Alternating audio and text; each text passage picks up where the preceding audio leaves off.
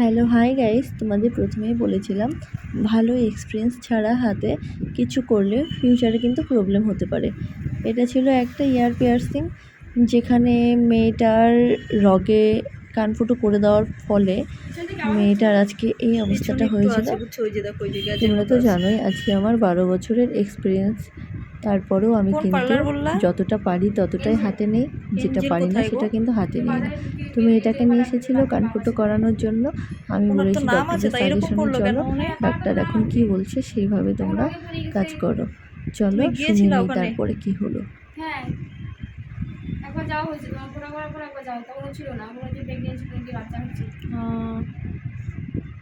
Operation কোথায় করছিল এটার? অপারেশন তো দিনহাটায় খাঁচে লেগে গেছে, ওই যে শিলিগুড়ি খাচ্ছে মেডিকেল ডাক্তার দিনহাটায় বসে। একবারই অপারেশন করছিল? একবার। বড় হয়েছিল তখন আরো? অনেকটা বড় হয়েছিল। সামনেটা ছিল না? না, সামনেটা পরে হয়েছিল। আর পেছনে অনেক বড় ছিল? হ্যাঁ, পেছনটা বড় ছিল।